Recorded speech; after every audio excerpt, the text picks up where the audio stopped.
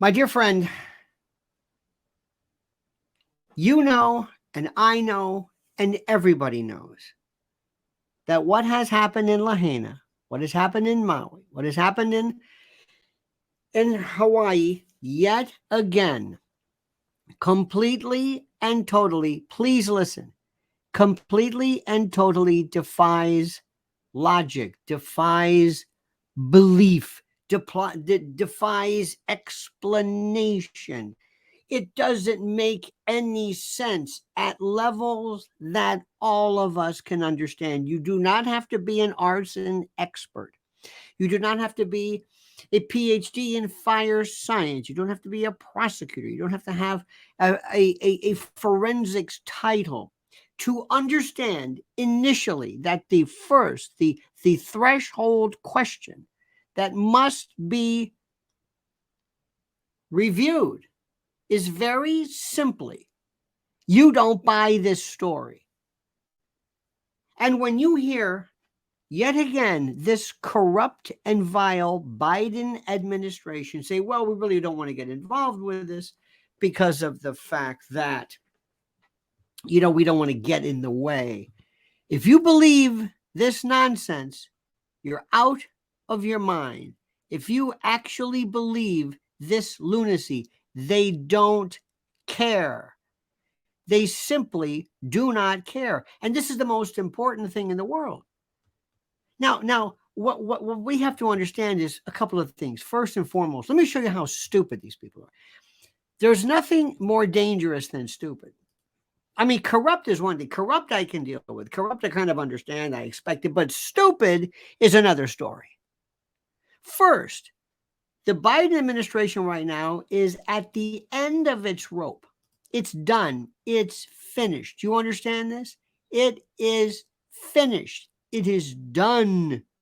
It is through. I can't explain this anymore to you. I can't. Everybody knows this.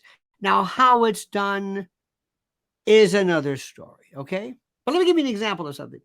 In 1965, at the height of, I think it was Hurricane Betsy, Russell Long, the senator from Louisiana, and Hale Boggs went to LBJ and said, we need you. You have got to do something. The levees were breaking, Pontchartrain, everything was about to be destroyed. New Orleans, which was critical to his reelection, his political power, his power base, they said, you have got to do something. You have got to just go and pretend something. So LBJ, being the political mastermind, said, absolutely, I will do it. So he goes and he leaves D.C., goes to Andrews Air Force Base, flies in, goes to I think it was a school, perhaps, maybe it was a school. There were no lights. A lot of them were black citizens and rescue workers. And all of a sudden, this guy walks in and they say, that looks a lot like LBJ. And they hear that voice. He says, this is your problem, I'm paraphrasing. This is your president, and I'm here to help. That's all he did. I don't know how long he stayed. He could have been there for 5 minutes. Who knows? Who knows? But the political moment was brilliant. You couldn't keep him away from that. But we have a moron in chief and this absolute fool, this fool of a vice president who has no inherent instincts. So this goes to show you, and the reason why, they don't care.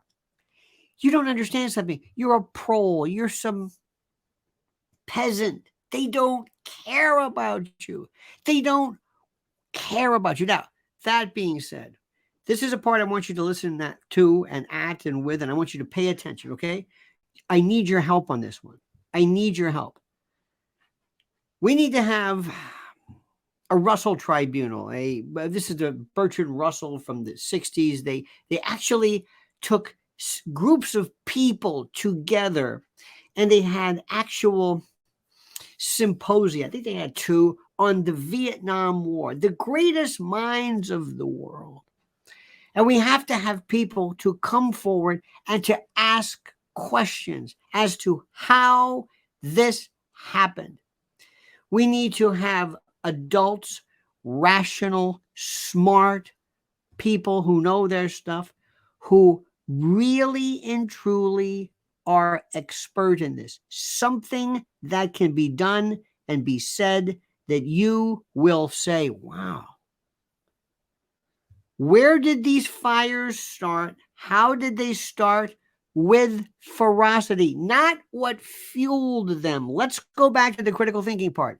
You have to start a fire and you have to feed and fuel a fire. The two are completely different. What started it? I've done arson cases. One of my best friends is one of the most premier arson investigators, maybe ever. And the first thing they do is, what is the source? Where did it start? Was it an incendiary? Was it lightning, electrical, whatever? What's the pattern? What's the burn pattern? You know it and I know. What was it that started it? Was it done simultaneously? Was it done by terrorists? Was it done by arsonists? Was it done... Now, I'm not getting into, remember, the second part about this is the intention, the motivation. I don't care. We'll get to the motivation next. But how was it started? How? It's one thing when you have fires that start in forests and woodlands and anything can happen, lightning. And because it is so unattended, the lightning patterns rise and what have you. That's one thing. You can talk about the dry underbrush. You can talk about the twigs. You can talk about El Nino and cyclone. You can talk about that afterwards, that which fuels it. What is the initiation? What is the ignition? How does it start? And how does it start? We need forensic experts. How does it start? In order to get this fire this big, this fast, how many separate or parallel ignition foci do we need to have this? We need real smart people. What we do not need, and I'm going to say this again, and I'm going to, because if you don't listen to me, I know what I'm talking about here. You can take any chance of finding what's happening with this, with the Northern California fires, whatever these fires are. If you don't listen to what I'm about to tell you, you're wasting your time. Somewhere along the line, I don't know where this started from. I don't know, because maybe it sounds mystical and magical and James Bondish, or I don't know what. But this notion of directed energy weapons as the source came about, and it's flourishing like wildfire. Listen carefully. Number one, critical thinking, critical analysis, issue analysis. What is the issue? The issue is not, do directed energy weapons exist? Yes, they do exist. Yes, they do exist. And I'm not even going to talk about, do they exist in ways that would best facilitate and cause the massive profusion and proliferation and conflagration of fire? That's a different issue. It's a different issue. It's like, no, somebody says, no, this is a great way to knock a satellite out of the air with electromagnetic beam. No, but it's a different story. It's a different story. Because people have these death rays and I don't know what they think. They just think of rays and weapons and somehow you can have a satellite or something somewhere that can all of a sudden blast and after all, we've all seen this one picture. They call it light pillars, but this one picture of something with a light, and that's it. And that's all we need. That's it. And you and I and everybody who even wants to suggest the forensic causation of this, we're called a nut because somebody is perpetuating and promoting and promulgating this idea of this directed energy death ray weapon system or whatever it is. So issue number one, do they exist? Yes, that's not the issue. Number two, were they used here? And if they are, and please listen, we need somebody to come forward and say, yes, I manned this device. My name is so-and-so. I'm a whistleblower. I'm from the 3rd Tactical Division of Fire of Creative Arson. And I did this. And here it is.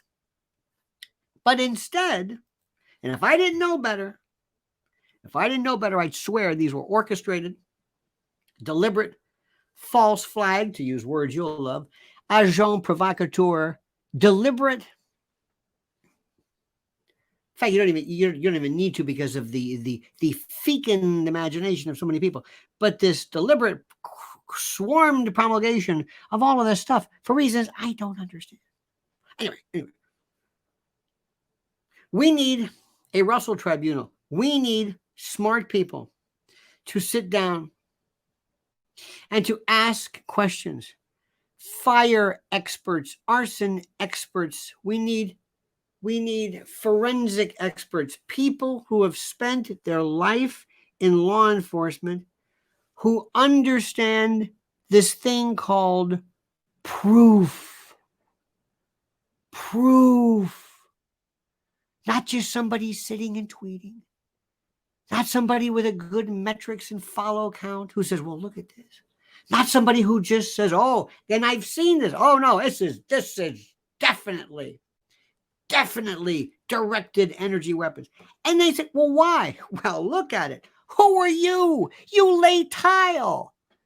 To use the Brett Ernst line, not that there's anything wrong with it. Where were you? You know it. All of a sudden, through this imbued expertise, and I saw it during the O.J. Simpson case when everybody was a blood splatter expert overnight, everybody now is a directed energy weapon specialist because they can look at fire patterns or what they believe to be maybe, or the picture of a tweeted fire pattern, assuming this actually is Maui, assuming this is true, assuming it hasn't been retouched, assuming whatever it is. But they're so brilliant, they can look at it and say, that's it.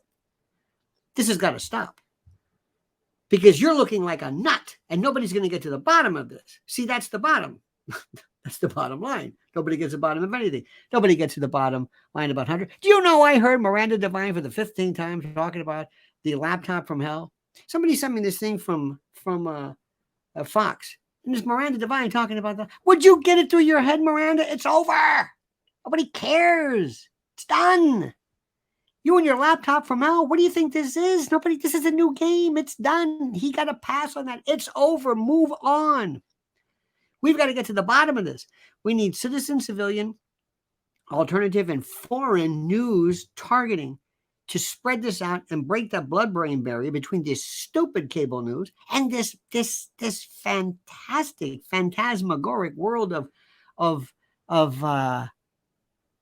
I don't know what this is, this weird science fiction stuff without any basis or proof attendant thereto. I've said my piece. So there you've had it. I've gone on long enough. I've taken too much of your time. I'm so serious about this, I can't put it into words. So do me a favor, please like the video, subscribe to the channel, hit that little bell so you're notified of live streams and new videos. Demand proof.